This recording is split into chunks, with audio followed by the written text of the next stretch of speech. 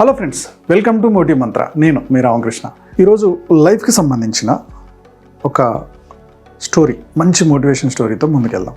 ఈ స్టోరీ వల్ల మీకు జరగబోయేది ఏంటంటే, మన లైఫ్లో ఎందుకు సక్సెస్ అవ్వలేకపోతున్నాం, సో మనల్ని ఆపుతున్న కొన్ని హ్యాబిట్స్ ఏంటి, ఈ హ్యాబిట్స్ని మనం త్యాగం చేయకపోతే మనకు జరిగే మిస్టేక్స్ ఏంటి. ఈ స్టోరీ ఖచ్చితంగా ఒక 5-6 మినిట్స్ ఉంటుంది, కానీ మీకు మంచి ఇన్స్పిరేషన్ అవుతుంది. చివరి వరకు చూడండి.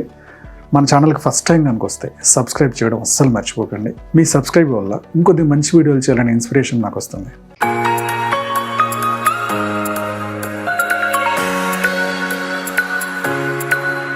సో ఒక అబ్బాయి షాప్లో పనిచేసేవాడు.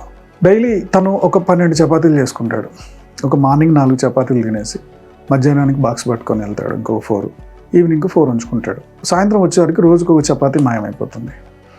ఇలా ఒక 1 మంత్ అబ్జర్వ్ చేసిన తర్వాత అసలు ఈ చపాతీ ఆడిగిపోతుందని ఒక రోజు హాలిడే రోజు బాగా అబ్జర్వ్ చేసుకుంటూ కూర్చున్నాడు. సో ఒక ఎలుక వచ్చింది. ఎలుక వచ్చి ఆ చపాతీ మొత్తం తినేస్తుంది. దాన్ని పట్టుకున్నాడు. దాన్ని పట్టుకొని, ఒరే బాబు, నేను పొద్దున్నే సాయంత్రం దాకా కష్టపడితే నాకు వస్తుంది ఈ చపాతీలు, ఓకే, నువ్వు ఇప్పుడు వీటిని కూడా తినేస్తే నా పరిస్థితి ఏంటి, నువ్వు ఇలా చేయడం కరెక్ట్ కాదు అని చెప్పేసి నేను చంపేద్దాం అనుకుంటున్నాను అంటాడు. బస్, నాకు వచ్చిన పనే ఇది, నీ దగ్గర దొరుకుతూ నేను తింటున్నా, నా తలరాతను నువ్వు ఆగం చేయకు అని చెప్పి తను అన్నాడు. ఇప్పుడు నిన్ను కూడా పోషించాలంటే నాకు ఏడ దొరుకుతుంది, నాకే కష్టం అవుతుంది కదా అంటే, ఒక పని చేయి, దీనికి ఒక మంచి సొల్యూషన్ దొరుకుతుంది, నువ్వు ఒక వ్యక్తి దగ్గరికి వెళ్ళి కలువు, అతను నీకు మంచి సొల్యూషన్ ఇస్తాడు అని చెప్పారు. సరే, ఎవరిని కలవాలో చెప్పు అంటే, గౌతమ్ బుద్ధుని కలువుపోయి, అతను ఎక్కడో ఒక కొండ ప్రాంతంలో ఉంటాడంట, నువ్వు అతని దగ్గరికి వెళ్తే నీకు నాకు ప్రాబ్లం లేని ఒక మంచి సొల్యూషన్ ఇస్తాడు అని చెప్పిందంట ఎలక. సరే, ఆ తెల్లవారే సేటి దగ్గరికి వెళ్ళాడు. కొన్ని రోజులు లీవ్ పర్మిషన్ తీసుకున్నాడు. సో తను బయలుదేరాడు. ఒక నడుస్తూ పోతే పొద్దున్న బయలుదేరినాడు. నైట్ ఒక ఇంటి దగ్గర ఆగాడు. చాలా పెద్ద బంగ్లా. అమ్మా, నేను ఇట్లా ప్రయాణం చేస్తూ వచ్చాను, మళ్ళీ రేపు బాగా చీకటి పడింది, ఇవాళ మీ దగ్గర ఉండొచ్చా, తినడానికి ఏమనంటే కొంచెం పెట్టండి, రేపు పొద్దున్నే వెళ్ళిపోతాను అన్నాడు. సరే అని చెప్పేసి ఆమె ఉండడానికి తనకు షెల్టర్ ఇచ్చి, పడుకోవడానికి ఒక చాప కూడా ఇచ్చి, ఇంతకేమైనా తిన్నావా లేదంటే తను ఒక 2 చపాతీలు తీసుకొచ్చి పెట్టి, ఇంతకెక్కడికి వెళ్తున్నావు బాబు అని అడిగింది. ఒక చిన్న సమస్యను పరిష్కరించుకోవడానికి గౌతమ్ బుద్ధుడి దగ్గరికి వెళ్తున్నా సలహా కోసం అని చెప్పి అన్నాడు. అవునా బాబు, నాకు కూడా ఒక చిన్న సలహా అడుగు. మా అమ్మాయికి 20 years వచ్చింది, 20 సంవత్సరాలు వచ్చింది, ఇంతవరకు మాట్లాడట్లా. ఆమె ఎందుకు మాట్లాడట్లేదో నాకు తెలియట్లే, దయచేసి కొంచెం మా క్వశ్చన్కి ఆన్సర్ అడుగు అని చెప్పాను. సరే అమ్మ, దాని ఏముంది, నేను అడుగుతా అని తెల్లవరంగానే రెడీ అయ్యాడు. మళ్ళీ ప్రయాణం స్టార్ట్ చేసి వెళ్తూ ఉంటే అడవులు, కొండలు, కోనలు ఇవన్నీ నడుచుకుంటూ పోతూ ఉంటే మళ్ళీ సాయంత్రం అయింది. ఈ చీకట్లో అడవి మధ్యలో ఉండిపోయాడు. ఈసారి ఇంకో 2-3 కొండలు దాటాలని చెప్పారు ఎవరు. సో అటు ఇటు ఎతుకుతుంటే అక్కడ ఒక మెజిషియన్ అన్నమాట, మాయలు చేస్తూ ఉంటారు కదా, ఒక స్టిక్ పట్టుకొని అతను కనపడ్డాడు. సో గురుగారు, నేను గౌతమ్ బుద్ధుని కలవడానికి వెళ్తున్నాను, నన్ను కొంచెం ఆ దారిలో ఆ కొండల అవతలు దించడానికి మీ దగ్గర ఏమన్నా మాయలు ఉన్నాయా, మీ దగ్గర ఏమైనా శక్తులు ఉన్నాయా అని అడిగాడు.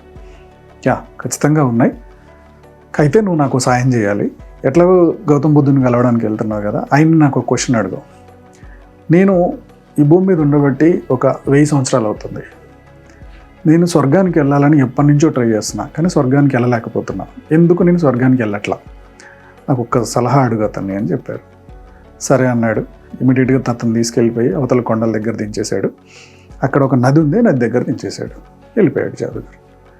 ఆ నది దాటితే గౌతమ్ బుద్ధుడు ఆశ్రమం కనపడుతుంది, ఇంకా వెళ్ళిపోవచ్చు. సో ఇంకా ఆ రోజు ఆ నది దగ్గరే స్టే చేసి ఎర్లీ మార్నింగ్ ఈ నదిని ఎట్ట దాటాలని ఆలోచిస్తుంటే అక్కడ ఒక పెద్ద తాబేలు కనపడింది. ఈ తాబేలుని అడిగాడు, నేను ఈ నది ఇటు నుంచి అటు వెళ్ళడానికి నాకైనా సాయం చేస్తావా అని చెప్పేసి తాబేలుని అడిగాడంట. సాయం చేస్తాను, కానీ అటు ఎందుకు వెళ్తున్నావు అంటే, నేను గౌతమ్ బుద్ధుని కలవడానికి వెళ్తున్నా అని చెప్పాడంట. గౌతమ్ బుద్ధుని ఒక క్వశ్చన్ అడగాలి. నేను 500 సంవత్సరాలు అవుతుంది ఇక్కడ ఉండబట్టి, నేను డ్రాగన్ అవ్వాలనుకొని చాలా రోజుల నుంచి ట్రై చేస్తున్నాను, కానీ డ్రాగన్ అవ్వలేకపోతున్నాను. డ్రాగన్ లాగా మారాలనుకుంటున్నాను, రెక్కల డ్రాగన్ లాగా. సో ఎందుకు నేను మారలేకపోతున్నాను, గౌతమ్ బుద్ధుని చాలా నుంచి అడుగుతున్నాను, అంటే ప్రేయర్ చేస్తున్నాను, కానీ అవ్వట్లేదు, ఒకసారి కనుక్కోవా అన్నాడంట. సరే అని తను తీసుకెళ్ళాడు, అవతల దించేశాడు. సో అక్కడికి వెళ్ళేవాడికి గౌతమ్ బుద్ధుడు అందరికీ హితబోధ చేస్తున్నాడు, అన్ని విషయాలు చెప్తున్నాడు. సో అంతా అయిపోయిన తర్వాత మీకు ఇంకేమైనా డౌట్స్ ఉంటే అడగండి అన్నాడంట. అప్పుడు ఈ అబ్బాయికి చెప్పాడంటే నాకు కొన్ని డౌట్స్ ఉన్నాయండి, కానీ ఒక కండిషన్, ఏవైనా 3 డౌట్స్ మాత్రమే అడగాలి, ఎక్కువ అడగొద్దు అన్నాడంట. ఇప్పుడు ఈయన డైలమాలో పడ్డాడు. ఫస్ట్ ఆఫ్ ఆల్ తినకి 4 చపాతీలలో ఒక చపాతీ మన ఎలక తినేస్తుంది. అసలు ఆ సొల్యూషన్ కోసం వచ్చాడు అతను. ఇతంది 1. రెండోది, మధ్యలో ఒక పెద్దవాడు అడిగింది వాళ్ళ కూతురు మాట్లాడలేదని, అది 2. మధ్యలో ఒక మ్యూజిషియన్ తను ఎందుకు స్వర్గానికి పోలేకపోతున్నాను అడగమన్నాడు, 3. తాబేలు ఎందుకు తను డ్రాగన్గా మారలేకపోతుందో అడగమన్నాడు, 4 క్వశ్చన్స్ అయినాయి. ఇప్పుడు ఏ క్వశ్చన్ అడగాలి నేను?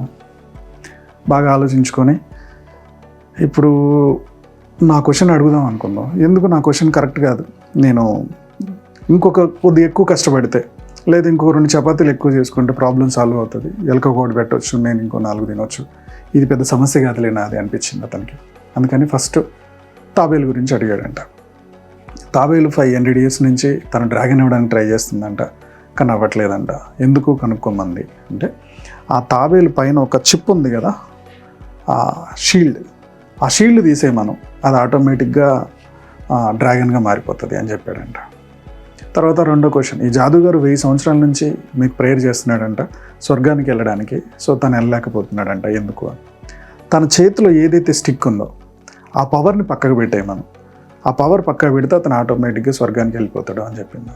నెక్స్ట్ ఆ పెద్దవిడ డౌట్ అడిగారంట, వాళ్ళ అమ్మాయి 20 years ఇంతవరకు మాటలు మాట్లాడలేదంట. ఆ అమ్మాయికి పెళ్లి చేసే మనం, పెళ్లి చేసిన రోజు నుంచి మాటలు వచ్చేస్తాయని చెప్పాడంట. ఇక తన క్వశ్చన్ త్యాగం చేసేసాడు. ఈ 3 క్వశ్చన్స్ ఆన్సర్ తెలుసుకున్నాడు, రిటర్న్ అయిపోయాడు. రిటర్న్ అయ్యి తాబేలు దగ్గర అక్కడికి వచ్చేవరకు తాబేలు ఎదురు చూస్తుంది. తాబేలుకి విషయం చెప్పాడు, నీ పైన ఏదైతే షీల్డ్ ఉంది కదా, ఆ షీల్డ్ తీసేస్తే నువ్వు డ్రాగన్గా మారిపోతావంట, ఇన్ని సంవత్సరాల నుంచి అదే నీకు అడ్డుపడుతుందంట. అవునా, అలాగా అని చెప్పి ఆ షీల్డ్ తీసేస్తే ముత్యాలు తెలుసు కదా, చాలా ముత్యాలు వచ్చాయి. అవి తీసేస్తుంటే ముత్యాలన్నీ రాలిపోతున్నాయి. ఆ ముత్యాలన్నీ ఒక కవర్లో కట్టి ఆ తాబేలు ఒక కవర్ ఇచ్చి, ఇవి నువ్వు తీసుకెళ్ళిపో, నేనేం చేసుకుంటా అని చెప్పి ఆ ముత్యాలు ఆ అబ్బాయికి ఇచ్చేసి ఆ అబ్బాయి నీటి పక్క దించేసి అది డ్రాగన్గా మారిపోయిందంట. ఇంకొద్ది దూరం వచ్చేవరకు జాదుగారు కనపడ్డాడు, ఓకే, మ్యూజిషియన్. సో అతని దగ్గరికి వెళ్ళి, మరి నా క్వశ్చన్కి ఆన్సర్ తెలుసుకున్నావు అంటే, తెలుసుకున్నాను, స్వర్గానికి వెళ్ళడానికి ఈ స్టిక్ ఏదైతే ఉందో ఆ స్టిక్ అడ్డు వస్తుందంట, అందువల్ల నువ్వు స్వర్గానికి వెళ్ళలేకపోతున్నావు అంట. ఆ స్టిక్ తీసేస్తే నువ్వు స్వర్గానికి వెళ్ళిపోతావంట. అవునా, అట్లయితే ఈ స్టిక్ నువ్వే తీసేసుకో, దీన్ని ఇలా వాడితే కొన్ని పవర్స్ వస్తాయి, ఆ పవర్స్తో నువ్వు ఏమైనా చేయొచ్చు, ఎక్కడికైనా వెళ్ళిపోవచ్చు ఇమీడియట్గా అని చెప్పాడంట. కొన్ని టెక్నిక్స్ చెప్పి అతను స్వర్గానికి వెళ్ళిపోయాడు. ఈ స్టిక్ హెల్ప్ తోటి ఇంకా నడిచే ఇది లేకుండా డైరెక్ట్గా ఆ పెద్దవాడి ఇంటికి వచ్చేసాడు. ఆవిడ చూసింది, ఈయన కోసం ఎదురు చూస్తుంది, బాబు వచ్చేసావా, నా బిడ్డ సమస్యకి పరిష్కారం ఏంటి, అమ్మాయికి మాటలు రావట్లేదు కదా, ఈ మాటలకి పరిష్కారం ఏంటి అని అడిగితే, మీ అమ్మాయికి పెళ్లి చేసేస్తే ప్రాబ్లం సాల్వ్ అయిపోద్దంటమ్మా, ఆ తెల్లారి నుంచే మాట్లాడేస్తుందంట. ఇంకా వీళ్ళు ఎందుకు నాన్న, నువ్వు కూడా వయసులోనే ఉన్నావు, నీకే ఇచ్చి పెళ్లి చేస్తానని చెప్పి ఆ అబ్బాయికి ఇచ్చి పెళ్లి చేసేసింది.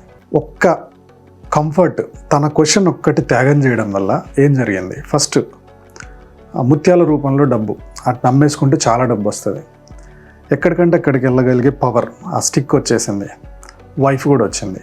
పెళ్లి చేసుకోగానే ఆ వైఫ్ అడుగుతుందంట, మొన్న 3 days బ్యాక్ మా ఇంట్లో స్టే చేసింది మీరే కదా అని మాట్లాడిందంట. ఆమెకు మాటలు కూడా స్టార్ట్ అయిపోయినాయి. అందమైన వైఫ్ వచ్చింది, వైఫ్ని తీసుకొని ఇంటికి వెళ్ళిపోయాడు. సో ఈ స్టోరీ నుంచి మన లైఫ్కి మనం ఆలోచించాల్సిన విషయం ఏంటంటే, మన లైఫ్లో ఆ డబ్బు చూడాలన్నా, ఓకే, లేకపోతే ఆ సక్సెస్ చూడాలన్నా, ఆ గ్రోత్ చూడాలన్నా, మన లైఫ్లో ఉన్న కొన్ని బ్యాడ్ హ్యాబిట్స్ త్యాగం చేయాలి. ఏంటి ఆ బ్యాడ్ హ్యాబిట్స్? పొద్దున్న దాకా రీల్స్ చూసుకుంటూ కూర్చుంటాం, 8 hours డ్యూటీలో కూడా. ఇంటికి వచ్చిన తర్వాత రీల్సో, యూట్యూబ్ వీడియోసో, లేకపోతే మూవీసో చూసుకుంటూ కూర్చుంటాం, లేకపోతే టీవీ చూసుకుంటూ కూర్చుంటాం. టీవీ చూసే వాళ్ళు తగ్గిపోయారు అనుకోండి, ఎక్కువగా ఫోన్కి అడిక్ట్ అయిపోయాం. ముందు ఈ ఎడిక్షన్ నుంచి బయటపడండి. కంఫర్ట్, సాయంత్రం రాగానే లుంగి కట్టుకొని షార్ట్ వేసుకొని ఫోన్లు చూసుకునే కంఫర్ట్ నుంచి కొద్దిగా బయటికి రండి. లైఫ్ ఉండేదే కొంచెం టైం. 20-25 సంవత్సరాలు చదువుకోవడానికి పోయింది, 60 సంవత్సరాలు వస్తే రిటైర్ అయిపోతాం.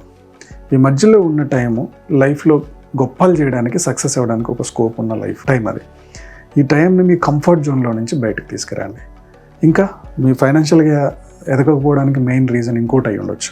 ఒకవేళ మీకు డ్రింకింగ్ హ్యాబిట్ ఎక్కువ ఉండొచ్చు, స్మోకింగ్ హ్యాబిట్ ఎక్కువ ఉండొచ్చు, దీనివల్ల హెల్త్ ఖరాబ్ అవుతుంది. హెల్తీగా ఉంటేనే కదా ఏదైనా బాగా ఆలోచించగలిగేది.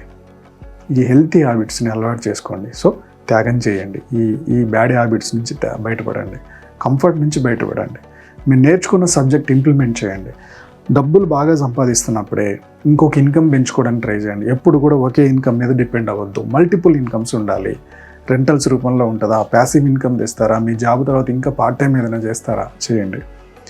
ఎప్పుడైతే కంఫర్ట్ నుంచి బయటపడతామో, ఎప్పుడైతే బ్యాడ్ హ్యాబిట్స్ వదిలేస్తామో, ఎప్పుడైతే బుక్స్ చదవడం స్టార్ట్ చేస్తామో, ఎప్పుడైతే నాలెడ్జ్ పెంచే వీడియోస్ కోసం టైం కేటాయిస్తామో, ఈ రీల్స్ చూసే బదులు, మీకు లైఫ్లో గ్రోత్ అవ్వడానికి, అలాగే మీకు ఫైనాన్షియల్గా చాలా ప్రొడక్ట్స్ వచ్చాయి ఇప్పుడు. ఏ మ్యూచువల్ ఫండ్లో లైఫ్ ఉంటుంది, ఏ ఇన్సూరెన్స్లో లైఫ్ ఉంటుంది, ఏ ఇన్వెస్ట్మెంట్లో మీకు ₹1 పెరగడానికి స్కోప్ ఉంటుంది, ఇవన్నీ తెలుసుకోవాలి. మీ కెరీర్లో గ్రోత్ అవ్వడానికి ఇంకేం సబ్జెక్ట్ నేర్చుకోవాలి, అది ఎక్కడ నేర్పిస్తారు, ఆన్లైనా ఆఫ్లైనా, ఈ నాలెడ్జ్ తీసుకొని మీ కంఫర్ట్ టైంని, మీ టైం వేస్ట్ టైంని కొంచెం ఆ కంఫర్ట్ను త్యాగం చేసి ఇవి నేర్చుకున్నప్పుడు లైఫ్లో గ్రోత్ అవ్వడానికి స్కోప్ ఉంటుంది. మీకు కనుక ఎక్స్ట్రా ఇన్కమ్ పెంచుకోవాలి, పైసా పెట్టుబడి లేకుండా ఇంట్లోనే కూర్చొని ఒక 2-3 గంటలు కష్టపడుతూ లైఫ్లో మీకు కావాల్సిన ఇన్కమ్ను సంపాదించుకోవడానికి నేను డైరెక్ట్ సెల్లింగ్ బిజినెస్లో గైడెన్స్ ఇస్తూ ఉంటా. మీకు ఇంట్రెస్ట్ ఉంటే డిస్క్రిప్షన్లో వాట్సాప్ గ్రూప్ లాగిన్ అవ్వండి, అడ్మిన్కి ఒక మెసేజ్ పెట్టండి, direct selling, digital direct selling business అనే అడ్మిన్ మీకు రిప్లై ఇస్తారు. ఈ వీడియో మీకు నచ్చింది అనుకుంటున్నాను. నచ్చినట్టయితే లైక్ చేయండి, కామెంట్ చేయండి, షేర్ చేయండి.